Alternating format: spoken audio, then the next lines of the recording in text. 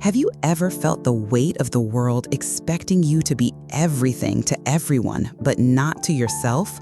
That subtle yet persistent feeling that no matter how much you achieve, how much you give, there's still a crucial piece missing from the puzzle of your completeness. An inner voice that longs for more, for something authentically yours, but which seems muffled under layers of expectations, of shoulds, of roles that have been assigned to you.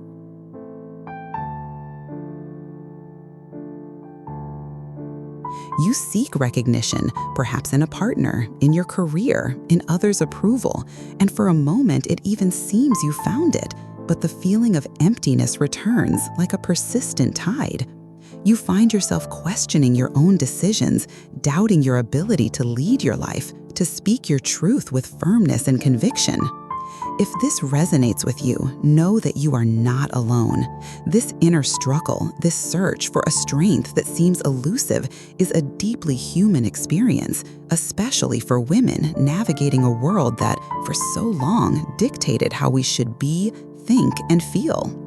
Do you feel that you are being gentle, understanding, flexible, but deep down you fear that you are just giving in too much, losing your contours, your singular voice? And what if I told you that there is a master key to this inner strength, a part of you, perhaps neglected or misunderstood, that holds immense power for your self-realization and balance? A dimension of your psyche that, once recognized and integrated, can radically transform how you see yourself and how you interact with the world. And Carl Jung, one of the pioneers of depth psychology, he gave us the map to unveil it. Carl Gustav Jung, a name that echoes through the corridors of psychology, dedicated his life to mapping the unknown territories of the human psyche, what he called the unconscious. He did not see the psyche as a blank slate, but as a rich universe populated by archetypes, universal patterns of thought and behavior. And within this universe, Jung identified a crucial dynamic for the development of women, the concept of the animus. He postulated that, as men possess an internal feminine counterpart, the anima, women carry an internal masculine counterpart, the animus. This is not a literal inner man, but a set of qualities traditionally associated with the masculine: logic, assertiveness, focused thinking, courage, initiative, the capacity to build and structure the external world. The animus, in its positive and integrated form, is your bridge to the world of rational thought, directed action, the assertive expression of your truth. He is your inner warrior, your strategist, your builder.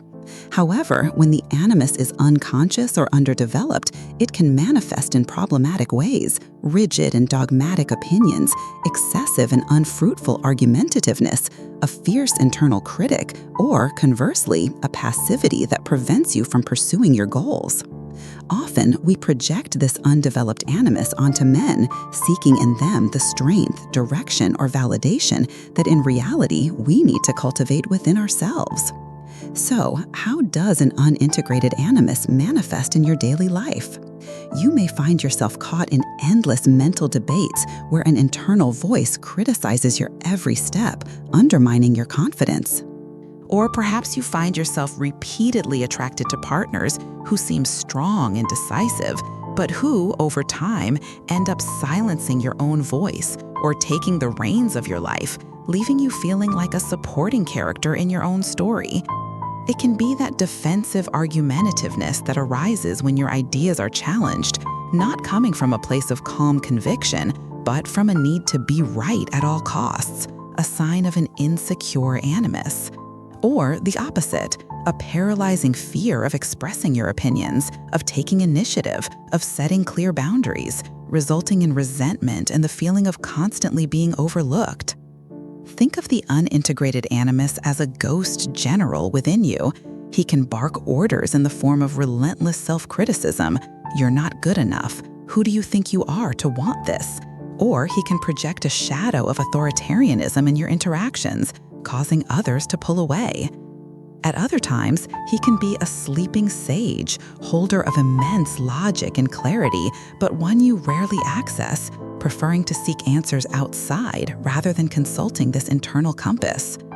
This internal dynamic leads to an emotional roller coaster, the frustration of not feeling heard or understood, the confusion about what you really want, the exhaustion of trying to conform to others' expectations, and a deep sense of powerlessness or being disconnected from your own power. You may feel a diffuse anger, an inexplicable sadness, or a constant anxiety, as if you are always preparing for an internal battle that never ceases. And here lies a cruel irony. In an attempt to be loved, accepted, or to maintain peace, you may actively suppress the qualities of your animus, your assertiveness, your independent thinking, your ability to say no. You believe that being pleasant and flexible is the way, but by doing so, you deny an essential part of yourself. This suppression does not lead to harmony, but to an internal imbalance that paradoxically can undermine your relationships and your self-esteem, making you more dependent and less authentic. Now, it is crucial to understand this. You are not a passive victim of these internal forces. Recognizing the dynamic of the animus is not about blaming a masculine part of yourself, nor about pointing fingers at the external world. It is about shining a light in your own psychological basement. Carl Jung teaches us that the psyche seeks totality. If a part is in shadow, it does not disappear. It manifests in distorted ways or is projected. The hard truth, but liberating, is that you have agency. You have the capacity to bring this animus into consciousness, to educate it, to integrate it. And yes, this involves a share of responsibility. Ask yourself, in what way have I, unconsciously, allowed this dynamic to perpetuate itself? Where have I surrendered my power to think, to decide, to act? Many of us internalize limiting beliefs about what it means to be a woman. Women should not be too assertive, otherwise they are bossy. It is safer to let others lead. My opinions are not so important. These are the whispers of a misunderstood animus and social conditionings.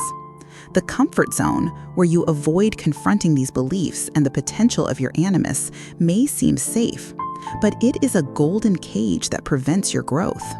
What you perhaps call bad luck in relationships or chronic lack of confidence may, in fact, be a call from your psyche for deep internal work.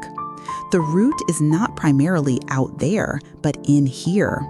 It is the refusal, often unconscious, to develop and integrate this assertive, logical, and directed force that the animus represents that keeps you trapped in cycles of frustration. So, what is the way? Jung offers us the concept of individuation, the process of becoming an individual, a separate and indivisible totality, yourself, in your most authentic form. And the conscious integration of the animus is a fundamental step in this journey for women. Integrating the animus does not mean becoming masculine. On the contrary, it means expanding your femininity to include and express qualities like clarity of thought, courage to defend your values, strategic planning capacity, and the ability to transform your visions into reality. It is about having access to a wider spectrum of your human capacities. This path of animus integration, the journey of individuation, is not a walk in the park. It demands radical honesty with yourself. It demands looking into the shadows where your projections and insecurities reside. There may be moments of solitude as you detach from old patterns and relationships that no longer serve your growth. There will be the discomfort of experiencing new ways of being, of speaking when you previously kept silent, of acting when you previously hesitated. It will be necessary to confront the fear of judgment, both internal and external. But imagine the result: a woman who trusts her own mind and intuition, who articulates her ideas with clarity and calmness, even under pressure, who establishes healthy boundaries without guilt, who pursues her objectives with focus and determination, not for external validation, but for an internal sense of purpose. A woman who does not fear her own strength, but uses it to create, to build, to lead, be it in her family, in her career, or in her community.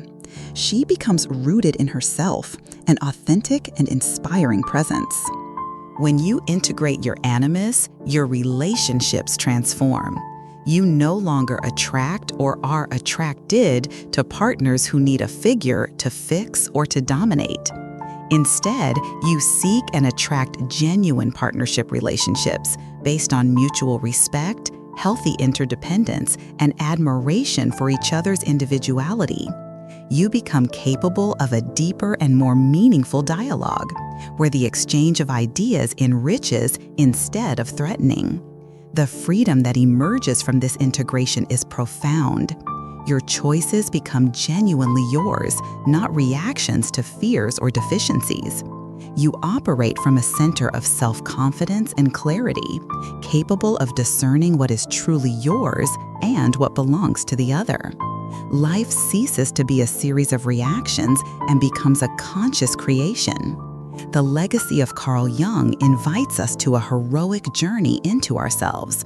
The Animus, this hidden power, is not an enemy to be subjugated, nor a masculine ideal to be imitated. It is a vital part of your psychic totality, a source of incredible strength, clarity, and capacity for action in the world. The challenge is to recognize it, understand it, and consciously integrate it. Many people, unfortunately, will never embark on this journey of deep self-knowledge.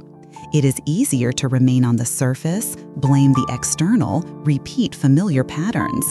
But you, who have come this far in this video, have already demonstrated an openness, a curiosity, a search. The choice to delve deeper, to reclaim all your potential, is yours. And the power for this transformation resides in you. If this message resonated with you, if it ignited a spark of recognition or inspiration, I ask that you like this video and share it with other women who may be seeking this same clarity and strength. Subscribe to the channel so we can continue exploring these paths of self-discovery and empowerment together. Your engagement is not just a number. It is a sign that this conversation is important. It is a step so that more women can awaken to their inner power, to the strength of their integrated animus. By supporting each other, we help illuminate the path for the next woman who still lives in the shadow of doubt, waiting to be freed and to become the conscious architect of her own life.